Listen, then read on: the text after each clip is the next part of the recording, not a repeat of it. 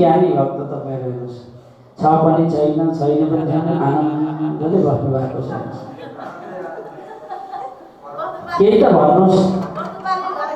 कृष्णको नेहाले म माग्दिनँ, मन्दिर ल्याउनु भन्दिनँ, छ भने छ भन्नुहोस् न।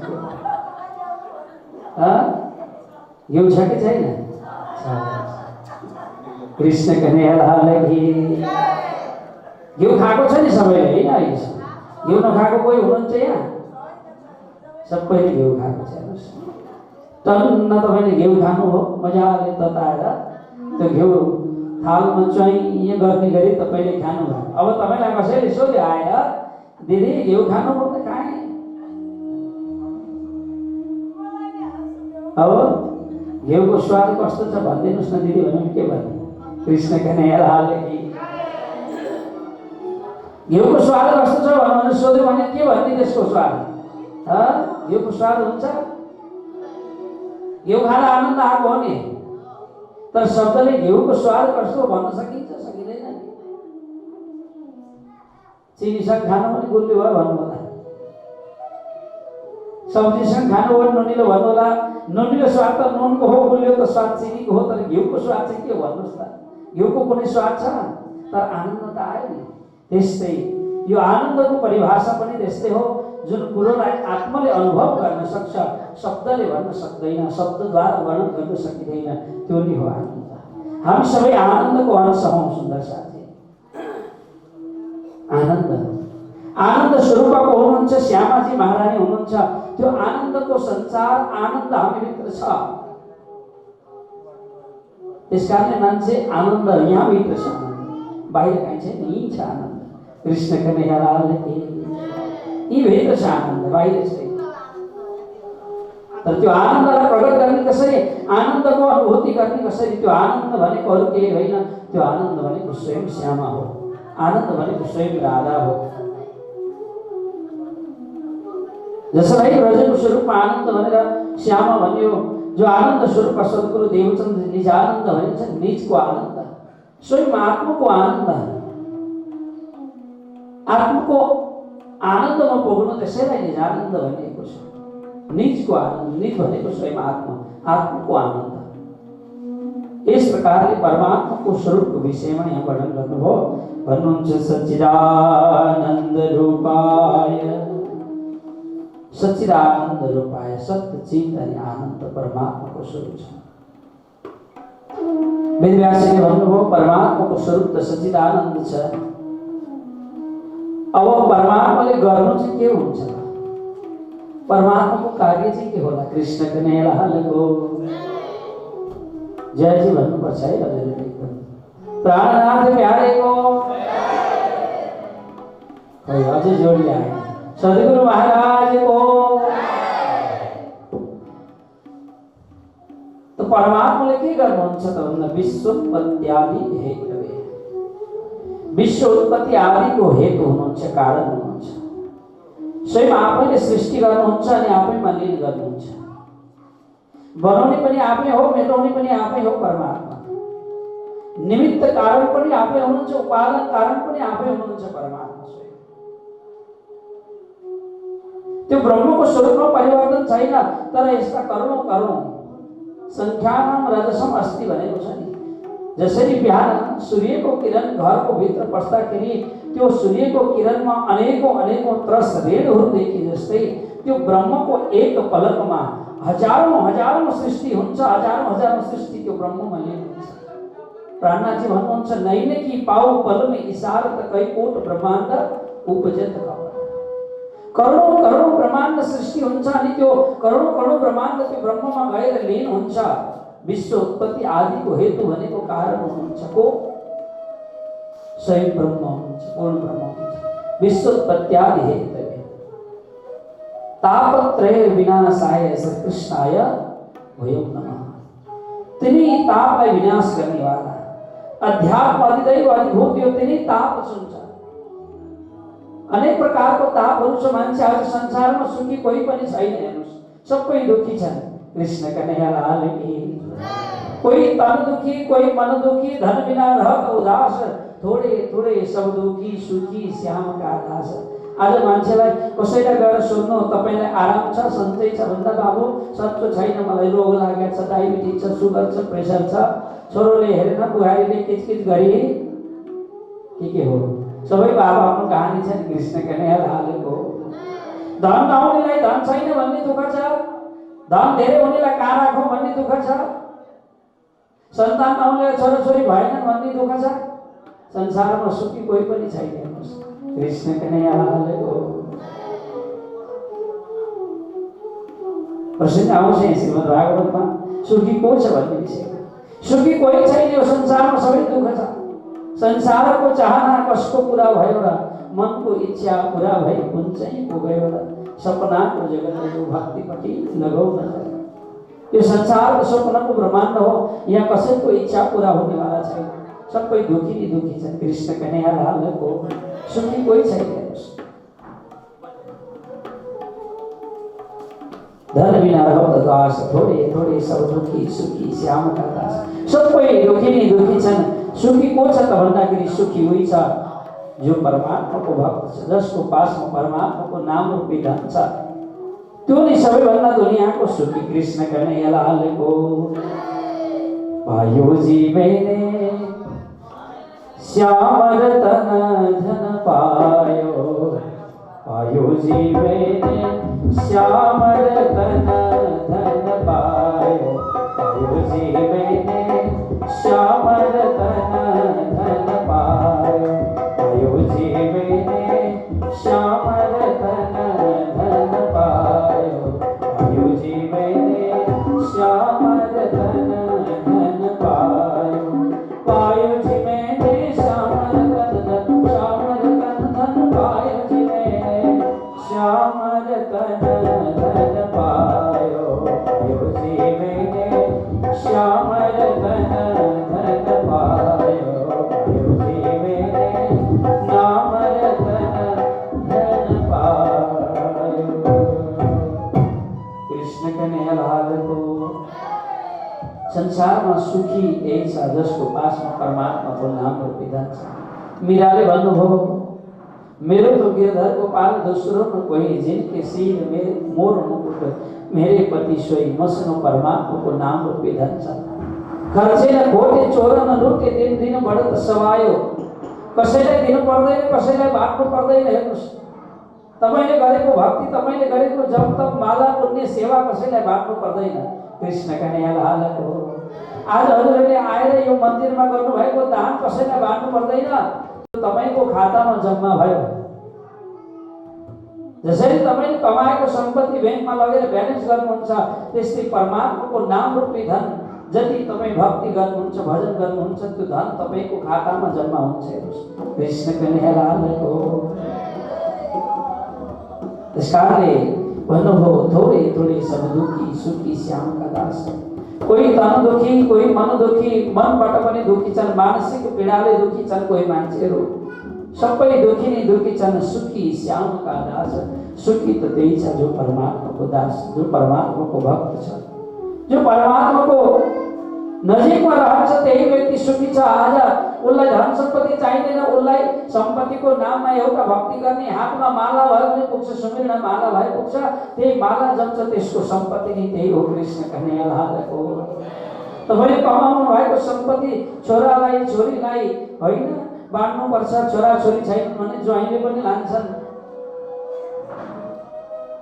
तर यो परमात्माको नाम रूपी धन तपाईले जति कमाउनु भयो नि न छोरालाई दिनुपर्छ न छोरीलाई दिनुपर्छ न ज्वाइँलाई दिनुपर्छ न कसैलाई दिनुपर्छ जति कमाउनु भयो त्यति तपाईको बढ्दै जान्छ खातामा वृद्धि हुँदै जान्छ सज्जनले त्यो परमात्माको नाम रूपी धन यस्तो हो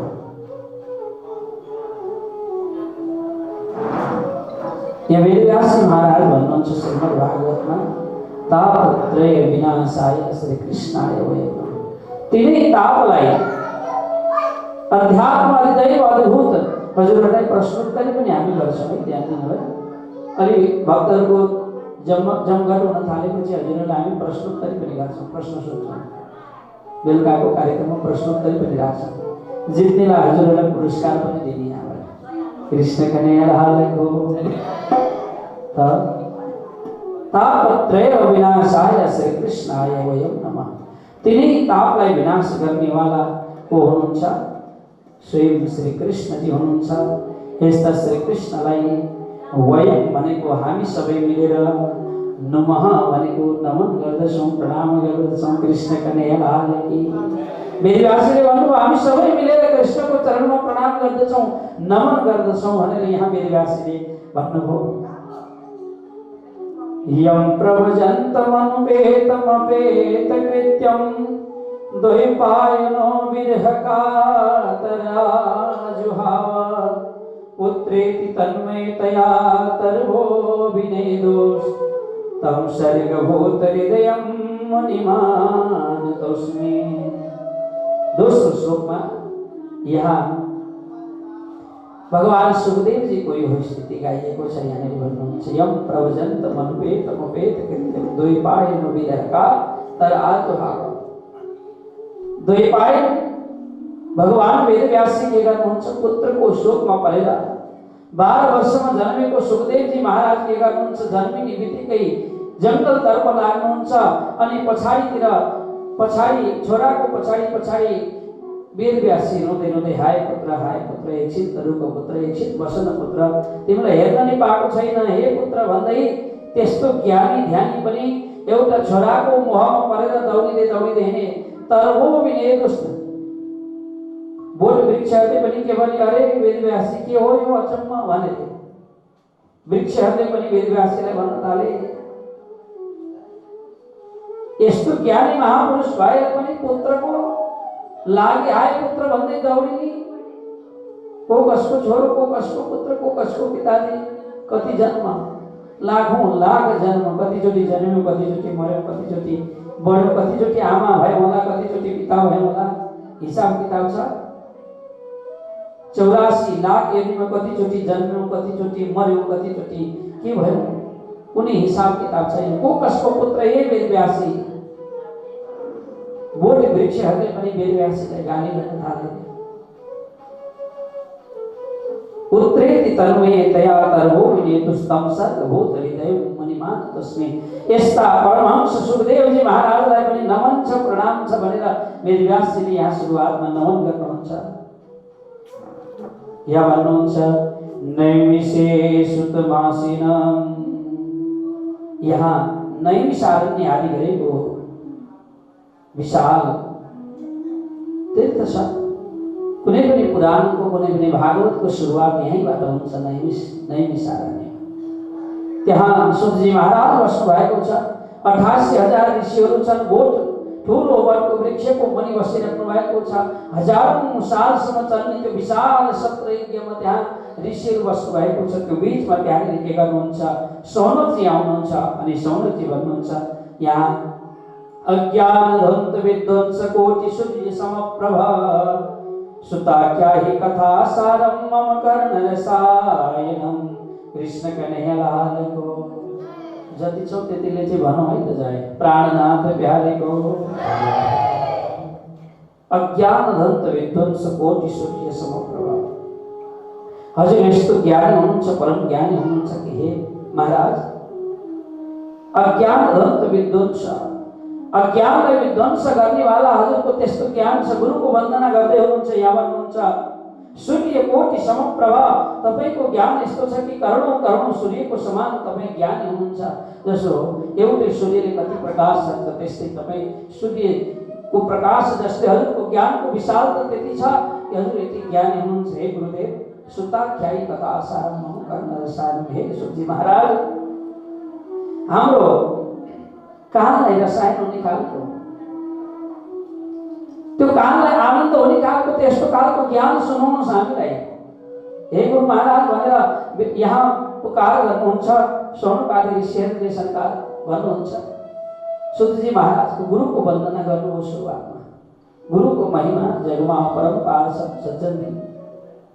गुरु कसलाई भनिन्छ गुरु कस्तो हो गुरुको लक्षण के हो गुरु शिष्यको धर्म के हो यो भागवतको माध्यमद्वारा हजुरहरूलाई 7 दिनमा प्रश्न पारौँ। यहाँ गुरुलाई भन्नुहुन्छ कि हे प्रभु यस्तो खालको ज्ञान हामीलाई जगाइदिनुहोस् कि भक्ति ज्ञान विरगाप्त विवेके विर्धते महान। यस्तो खालको ज्ञान हामीलाई दिनुहोस् कि भक्ति र ज्ञान वैराग्य हाम्रो जीवनमा पूर्ण होस्। यो संसार यस्तो छ, यह घोरो कलो प्रायो जीव सुतास्तगतः। यो कलियुग त यस्तो छ कि आज मान्छेहरूको दिमाग यस्तो भयो, मान्छेको मत यस्तो भयो कि एक त अल्पायु छ, धेरै वर्ष बाँच्दैन मान्छे, मन्दभाग्य प्रदुता भनेको छ।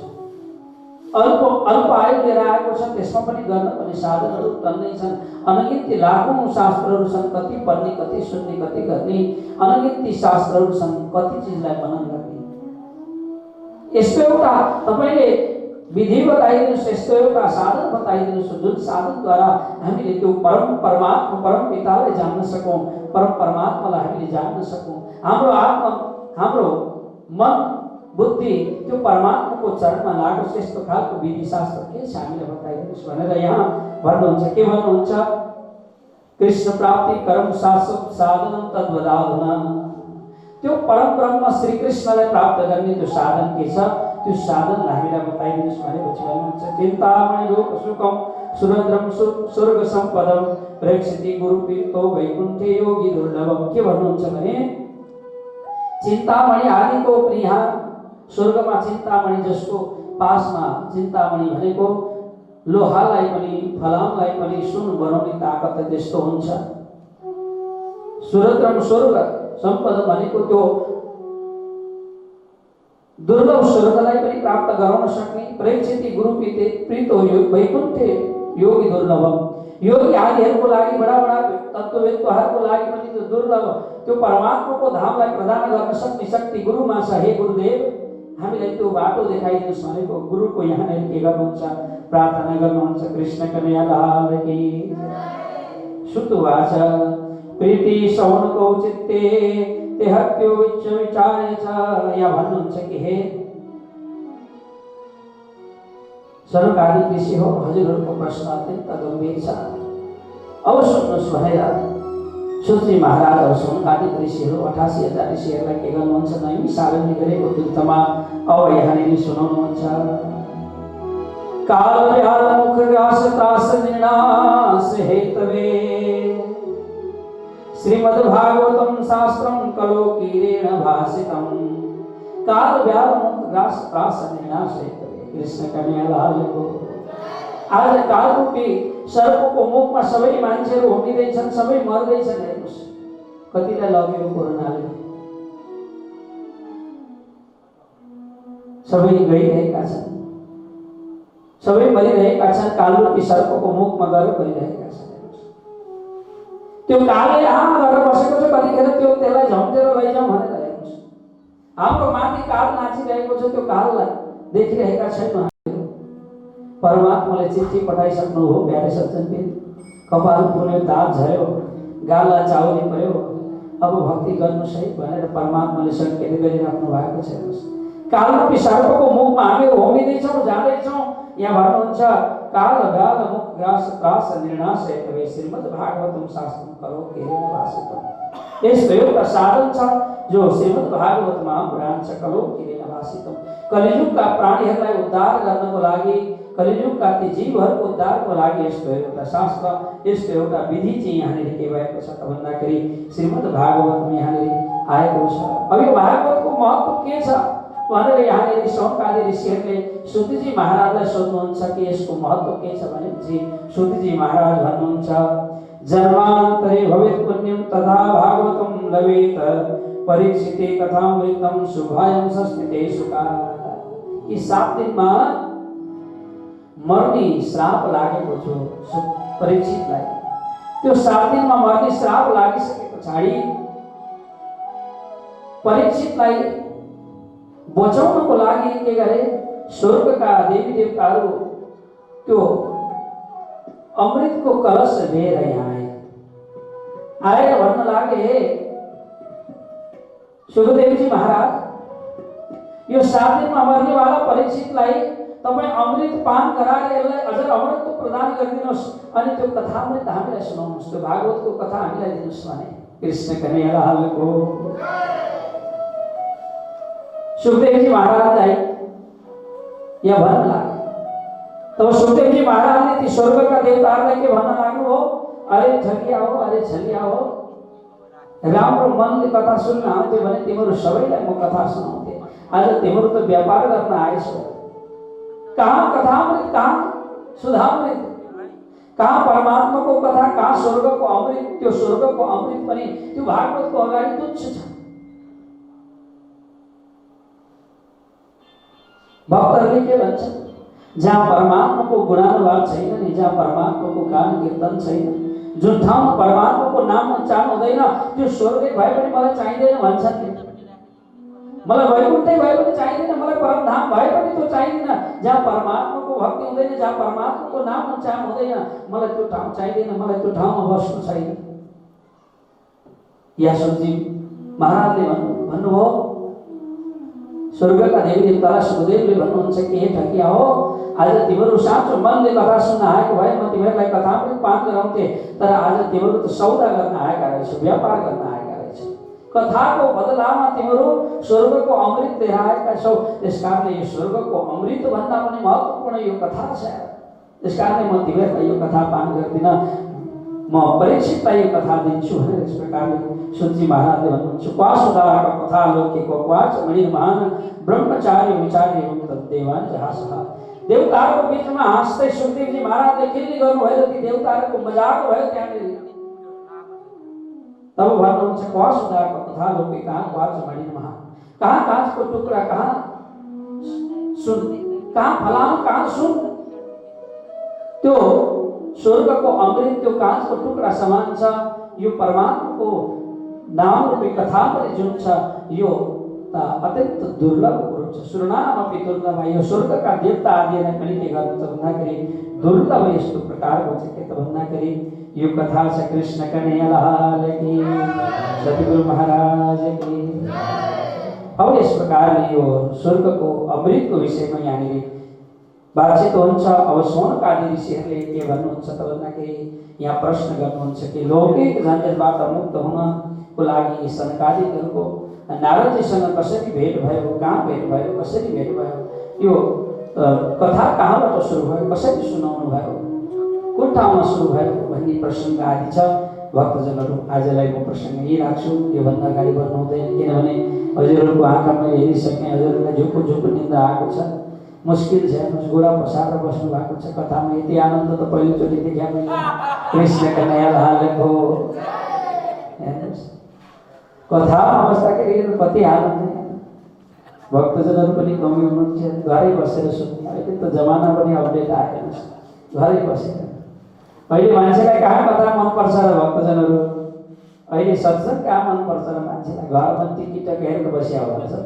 प्राणनाथ बिहारीको भोलिदेखि सबै भक्तजनहरूलाई खबर गर्नु होला। बेलुकाको समयमा श्रीमद् भागवतको महत्त्व यो बुझ्नु होला।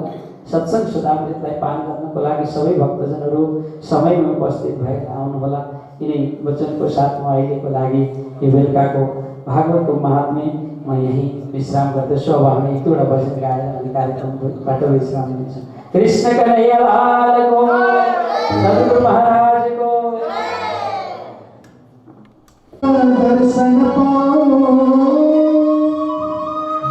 कृपा कर, अब दर्शन पाऊं कृपा कर, अब दर्शन पाऊं। भगवन हजर को मुसीबत हूँ, लम दया कर, अब दर्शन पाऊं। हजर को मुसीबत हूँ, लम दया कर, दर्शन पाऊं। दया कर, अब दर्शन पाऊं कृपा कर, अब दर्शन पाऊं कृपा कर, अब दर्शन पाऊं। भगवान हजूर सेवक हूँ, लम दया कर, अब दर्शन पाऊं।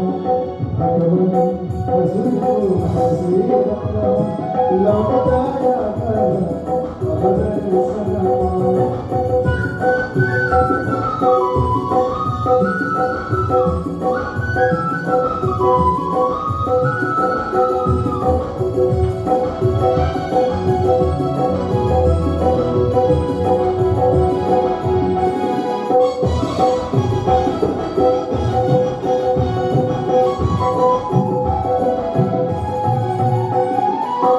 पूजन कर साजा बिहार, बिगर चोरी